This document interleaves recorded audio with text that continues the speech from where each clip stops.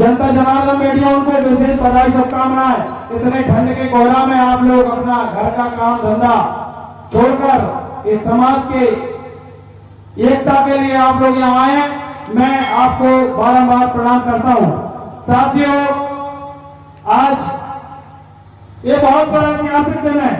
इतने बड़े हमारे महापुरुषों की एक साथ जयंती और सबसे बड़ा आज दिन जिनको हम याद कर रहे हैं, मंडल के जनक, जिन्होंने पूरे भारत देश के अंदर, आप YouTube पे फेसबुक पर सर्च कर लीजिए, इस देश के अंदर अगर मंडल कमीशन और 27% आरक्षण हिंदुस्तान में अगर मिला है तो वो हमारे परम श्रद्धेय शरद यादव जी की वजह से मिला है।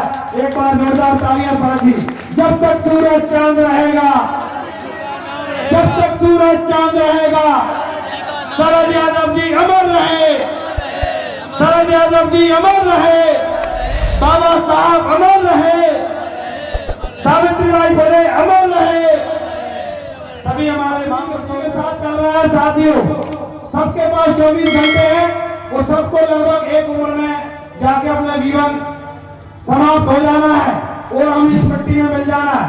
लेकिन साथियों, कोई अपनी एनर्जी जुआ, सट्टा, चोरी और दुनिया के कामों में लगा के अपनी पूरी ऊर्जा नष्ट कर रहा है।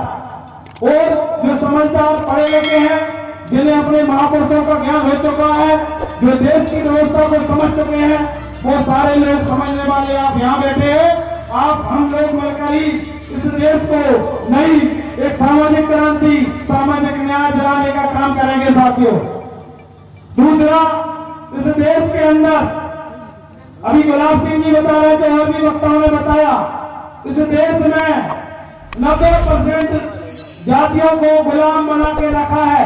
देश आजाद 1947 को हुआ, संविधान 1950 में लिखा गया और जब संविधान लिखा गया तब SC/ST को तो 22% आरक्षण दिया गया, लेकिन OBC को 50 के ऊपर 52% आरक्षण दिया था। लेकिन इस देश में उस समय जो तत्कालीन प्रधानमंत्री और देश के नेता थे, उन्होंने पिछड़ा वर्ग को कोई आरक्षण नहीं दिया।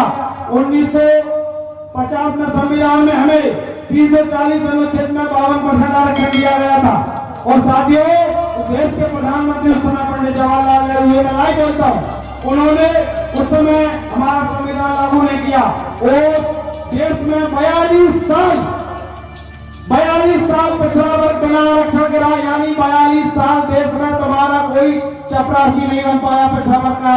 ये हमें आजादी OBC को नहीं मिली और SC/ST को थोड़ी बहुत मिली है, उनको भी सामाजिक और समरसता की आजादी नहीं मिली।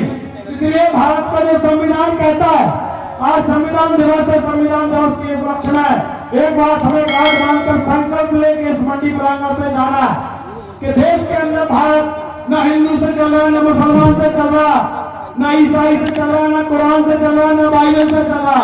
ये देश भारत के संविधान से चल रहा है। उस संविधान का जो अधूरा सपना बाबा साहब का और हमारे महात्मा ज्योतिबा फुले का, सावित्रीबाई फुले का, लाला यादव जी का, हमारी राष्ट्रमाता फातिमा शेख जी का, हमारी अहिल्याबाई होलकर जी का, रानी अवंतीबाई लोधी, जिन्होंने त्याग तपस्या करके सामाजिक न्याय की लड़ाई लड़ी, अंग्रेजों के खिलाफ देश की आजादी लड़ाई लड़ी। आज हम लोगों ने अभी तक कोई लड़ाई नहीं लड़ी और उनका जो अधूरा सपना है, उन्होंने जो हमें रास्ता बताया है, मैं माता बहनों से विशेष कर कहना चाहता हूँ, आपके पास मोबाइल है, आप इन माताओं को पढ़िए, सावित्रीबाई फुले ने जीवन में क्या किया, फातिमा शेख को पढ़िए, आपका जीवन बदल जाएगा। रानी अवंतीबाई लोधी 27 साल की उम्र में उन्होंने 1842-57 की क्रांति लड़ी। आज हम लोग क्या कर रहे हैं, पढ़े लिखे हैं और सोशल मीडिया चला रहे हैं, घोड़ा गाड़ी भी है, थोड़ा आर्थिक संपन्नता भी आ गई, लेकिन हम लोग अपने समाज को, अपने वर्ग को आगे बढ़ाने के लिए प्रयास नहीं कर रहे। आज यहाँ पर संकल्प लेके जाइए, हमारे समाज को संख्या के अनुपात में हमें भागीदारी चाहिए। मैं बात आता हूं जातिगत जनगणना पर। इस देश के अंदर जानवरों की, कुत्तों की, बिल्ली की, घोड़ों की, यहाँ तक की हिजड़ों की भी गिनती कर ली सरकार ने, लेकिन पिछड़ा वर्ग की 1931 में 52% आबादी थी और 90 साल हो गए हमारी जनगणना नहीं हो रही। तो ये कौन सा गणतंत्र दिवस मनाया जा रहा है? हम मना बने रहे हैं, लेकिन मन में कसक है, मन में एक दर्द है, मन में बहुत बड़ी पीड़ा है और मन में एक ऊर्जा भी है कि संविधान अधूरा है, उसको हमें पूरा करना है।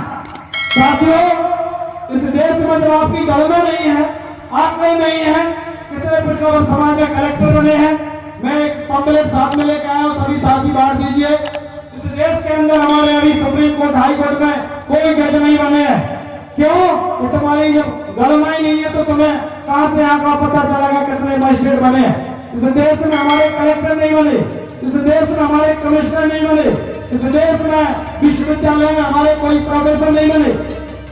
इस देश के अंदर जब सत्ता में भाजपा और कांग्रेस ने हमें समय तक राज किया, 7 साल कांग्रेस ने भी हमें गुलाम बना के रखा और अभी वर्तमान में 8 साल से तानाशाही सरकार चल रही है, उसने हमें महागुलामी की ओर धकेलने का दुस्साहस कर दिया। साथियों, हमारा आरक्षण भी खतरे में है, संविधान भी खतरे में है, हमारे आने वाली आबादी महागुलाम होगी, ये नोट कर लो। इसलिए सब लोगों को आज संविधान दिवस पर संकल्प लेना है। अभी जनगणना होने वाली है फरवरी मार्च के माह में, उसमें हमारा एबीसी का कॉलम मिलेगा तो आंकड़ा निकल के आएगा कि समाज के कितने कलेक्टर, कमिश्नर, मास्टर, पटवारी, सेक्रेटरी है, उनकी आर्थिक स्थिति क्या है, सामाजिक भागीदारी उनकी क्या है, उस वर्ग की स्थिति कहाँ पे 74 साल बाद खड़ी है, उस समाज की, उस वर्ग की स्थिति। इसके लिए जातिगत जनगणना होना बहुत जरूरी है। जब जातिगत जनगणना होगी तो संख्या के अनुसार हमारी भागीदारी कार्यपालिका में कलेक्टर, कमिश्नर हमारे बनेंगे, न्यायपालिका में हाईकोर्ट, सुप्रीम कोर्ट में हमारे बच्चे, हमारी बहनें मजिस्ट्रेट बनेंगी। विधायिका में पूरे देश में 4200 विधायक बनते हैं, एक भी विधानसभा में किसी भी राज्य में ओबीसी के लिए सीट रिजर्व नहीं है। ये आप लोगों के साथ, आपके वर्ग के साथ अन्याय हो रहा। पूरे भारत में 543 सांसद लोकसभा के, 250 सांसद राज्यसभा के, 800 सांसदों में एक भी सीट आपकी लोकसभा, राज्यसभा में आरक्षित नहीं है। जबकि संविधान कहता है, 340 अनुच्छेद कहता है कि जिसकी जितनी संख्या भारी, हमारा नाम है ओबीसी महासभा का, उसकी उतनी हिस्सेदारी। और जितने लोग यहाँ आए हैं, कुछ लोग मेरे से पूछ रहे थे, भाई साहब अभी विधानसभा चुनाव में आप लोग क्या करेंगे? हम लोग समाज को न्याय दिलाने के लिए काम कर रहे हैं, हम कांग्रेस भाजपा के लिए काम नहीं कर रहे। कांग्रेस भाजपा में करते हमें तो अभी बहुत सारे लोगों को विधायकों के ऑफर आ रहे हैं और कैबिनेट मंत्री, राज्य मंत्री के दर्जा के ऑफर आ रहा है। हम लोग समाज में अपना, जो मध्य प्रदेश के लाखों लोगों का हमने ओबीसी महासभा के प्लेटफॉर्म में, हमारी राष्ट्रीय कोर कमेटी के नेतृत्व में हम लोग काम कर रहे हैं। और जो हम लोग समाज का विश्वास अर्जित किया, समाज का हमने करोड़ों रुपए बर्बाद करवा दिए इस आंदोलन में, आज इस कार्यक्रम में भी लाखों रुपए खर्च कर रहे हैं हमारे निमाली के लोगों ने। कितने बड़े समाज का हम विश्वास नहीं टूटने देंगे, न ये संगठन बिकने देंगे। इस समाज को आखिरी पायदान तक, मध्य प्रदेश में हमारी 51% आबादी 2011 में थी, या तो हमारी जाति का जनगणना करो, वरना 51% मध्य प्रदेश में आरक्षण लागू करो। इस शिवराज सिंह चौहान और मोदी को यहाँ से ऐलान करके हम मांग करते। दूसरा, इस मध्य प्रदेश के अंदर अभी पंचायत चुनाव एक 6 माह पहले हुए, आरक्षण 27% था, खत्म करके 14% किया गया। अभी नजदीक में नगर पालिका के चुनाव उत्तर प्रदेश में चल रहा है, वहां भी आरक्षण खत्म कर दिया। साथियों, ये समझने वाली बात है, जिनकी संख्या मध्य प्रदेश में 8% है, उन्होंने ईडब्ल्यूएस का मध्य प्रदेश में 10% आरक्षण लागू करा लिया और 51% वालों को 14% आरक्षण मिला गया है। अभी हमारे पास, मेरे पास पूरी लिस्ट है, 5 साल से हम लोग काम कर रहे हैं। मध्य प्रदेश में मात्र ओबीसी को 4% आरक्षण मिला, जबकि हमारी वर्तमान में 54% से ज्यादा आबादी है। तो ये संविधान इस मध्य प्रदेश में लागू नहीं हुआ।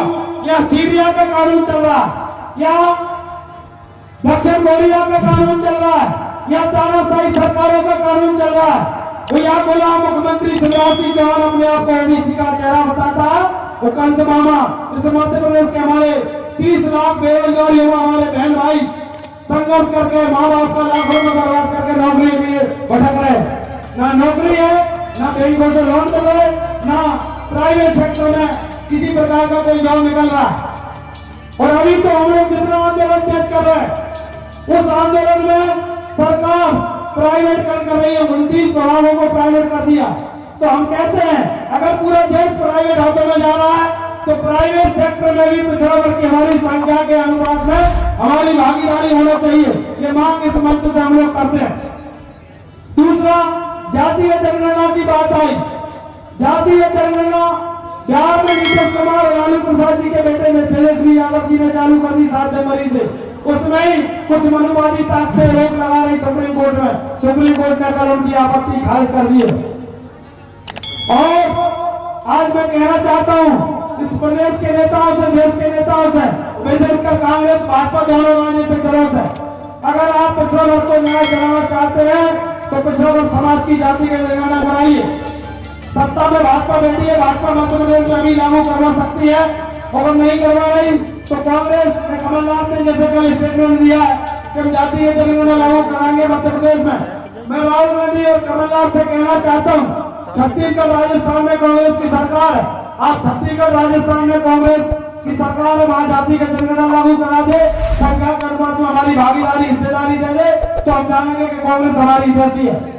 साथियों, इस क्षेत्र के विधायक जी आ चुके हैं। विधायक जी का ओबीसी महासभा परिवार में ओबीसी महासभा की प्रदेश कमेटी की ओर से, निवाड़ी जिले की ओर से उनका स्वागत बंदन अभिनंदन करता हूँ। आदरणीय डॉक्टर सतपाल सिंह यादव निवाड़ी विधायक, हमारा इस मंच पे आपका स्वागत बंदन अभिनंदन है। बैठिए विधायक जी। मेरे बोलते समय लगभग 2.5 लाख लोगों ने आपको आज से 15 माह पहले इस क्षेत्र से वोट देके चुना है और अभी 6 माह पहले अमित राय जी आपको जिला पंचायत अध्यक्ष चुना है। आप लोगों की भी नैतिक जिम्मेदारी बनती है।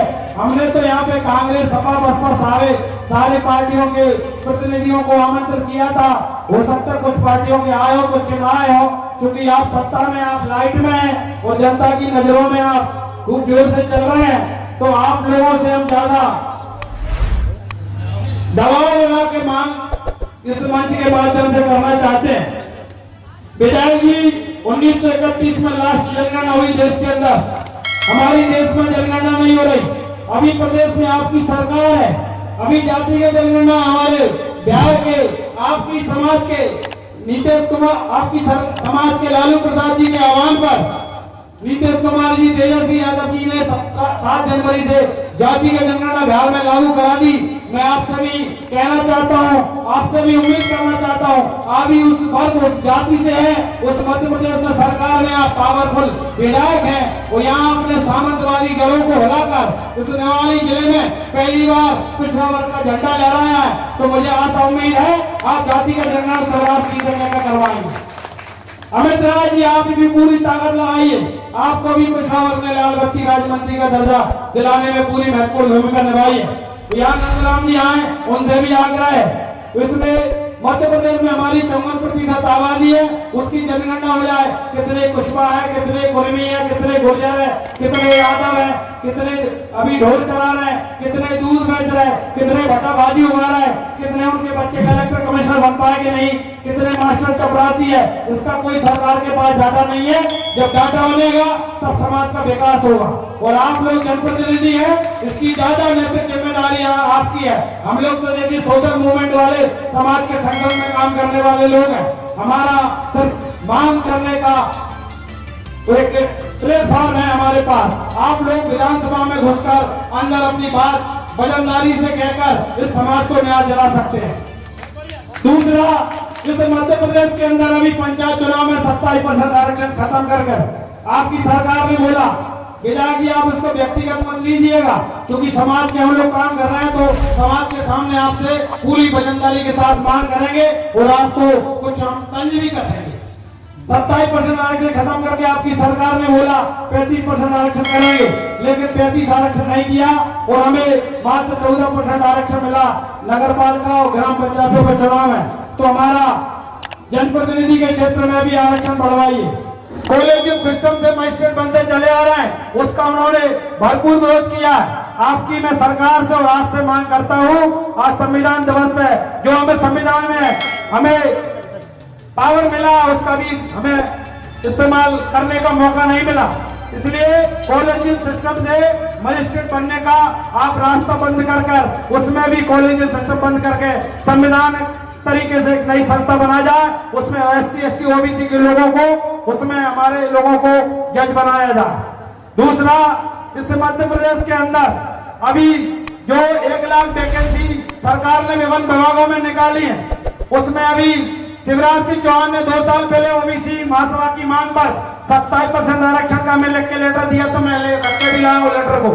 और अभी पटवारी भर्ती में कल स्टे आ गई है, तो मैं कहना चाहता हूं मध्य प्रदेश में जितनी भर्ती हो, जब तक जातिगत जनगणना लागू नहीं होती तब तक आप लोग कम से कम 27% के हिसाब से हमारे बच्चों की नियुक्ति करवाइए।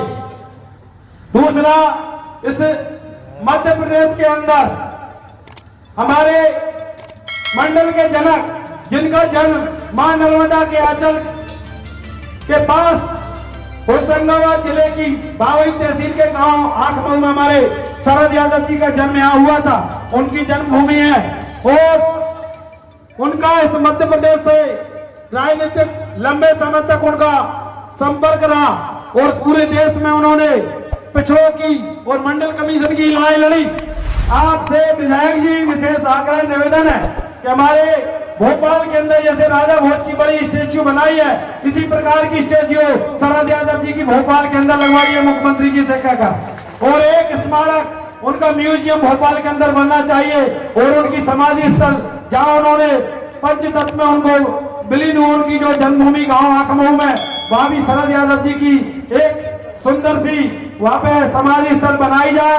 और इस मध्य प्रदेश के अंदर कोई प्रशासनिक भवन या कोई संस्था बड़ी, उसके नामकरण शरद यादव जी के नाम पर किया जाए, ये मांग मैं माननीय विधायक जी, भारतीय जनता पार्टी सरकार और मुख्यमंत्री जी से करना चाहता हूं।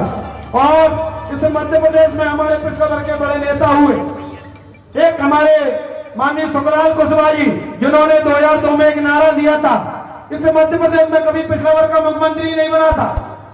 जब सुखलाल कुशवाहा जी 100 गाड़ियों के काफिले के साथ मध्य प्रदेश में यात्रा निकाली थी, उन्होंने नारा दिया था कि मध्य प्रदेश की मजबूरी है और पिछड़ा वर्ग का मुख्यमंत्री बहुत जरूरी है। तब भारतीय जनता पार्टी मां भारती को लेके आई, पिछड़ा वर्ग का पहली बार मुख्यमंत्री बना। और ये तो आपके साथ भी घटना घटित हो गई। पहली बार निवाड़ी में, टीकमगढ़ जिले में जब से देश आजाद हुआ, निवाड़ी के मैं यहाँ पे कभी पृथ्वीपुर में कभी यहाँ पिछड़ा वर्ग का विधायक नहीं बना, मुझे जहां तक जानकारी है। पहली बार इस SC ST OBC के लोगों ने ज्यादा ताकत लगाई आपको और आपको विधायक बनाया। अमित भाई आपको जिला पंचायत अध्यक्ष बनाया, इसलिए SC ST OBC एकता के मंच पर आप लोग इस वर्ग को विशेष न्याय दिलाने के लिए विशेष प्रयास करना, ये हमारी मांग OBC महासभा की तरफ से है। कोई हम आपसे नहीं कर रहे। मैं तो कमलनाथ जी से भी कहना चाहता हूँ कि जातीय जनगणना मध्य प्रदेश में हो, भाजपा के प्रतिनिधि बैठे हैं और कमलनाथ जी को ज्ञापन हमारे धर्मेंद्र कुशवाहा जी और देवर जी महेंद्र जी देके आए और परसों टीकमगढ़ की टीम ने कमलनाथ जी को ज्ञापन दिया। जातिगत जनगणना कल उनका स्टेटमेंट भी आया कि जातिगत जनगणना मध्य प्रदेश में कराएंगे। अगर कमलनाथ जी से आप भला करना चाहते हो तो राजस्थान छत्तीसगढ़ में दोनों राज्यों में सरकार है, वहां जातिगत जनगणना करा दो, तब कांग्रेस को पिछड़ों की हितैषी क्या समझेंगे हम लोग। नहीं, 60 साल में कांग्रेस ने पिछड़ों को, दलितों को ठगने का काम किया। और विधायक जी आंदोलन बहुत बड़े स्तर पर जाने वाला है। अगर जातिगत जनगणना मध्य प्रदेश में नहीं होगी, और शिवराज जी को बोल दीजिएगा, मोदी जी को, अमित शाह को, पीडी शर्मा जी को, ये आंदोलन इतना बड़ा रूप लेने वाला है। अगर जातिगत जनगणना नहीं हुई तो दोनों पार्टियों को लेने के देने पड़ जाएंगे। नोट कर लीजिए, ये हमारा युवा समाज जाग चुका है, ये समाज का मंच है। वो 26 जनवरी आज गणतंत्र दिवस पे हमारे बच्चे नौजवान घूम रहे, उनके चेहरे मर जा रहे हैं, नौकरियां नहीं मिल रही, बैंकों से लोन नहीं मिल रहा। मैं भी किसान का बेटा हूं, बाद में डॉक्टर बना हूं। 12,000 रुपए क्विंटल में सोयाबीन खरीदा, आज 3,000 साढ़े 3,000 में सोयाबीन हमारा खरीदा जा रहा है। किसान को कोई फैसिलिटी नहीं मिल रही। हमारे बाप दादा दूध का धंधा करते हैं, दूध के लिए कोई दूध डेयरी नहीं बाजार में, दूध लेके घूम रहा है, लेकिन दारू खुले में बिक रही है। ये हमारे केवल समाज के लोग हैं। ये लोग मछली का पालन करते, मछली का धंधा करते हैं। मछली वालों के लिए सरकार प्रोजेक्ट बनाए, तब पिछड़ा वर्ग का कल्याण होगा। 4 साल से पिछड़ा वर्ग की छात्रवृत्ति बंद है मध्य प्रदेश के अंदर।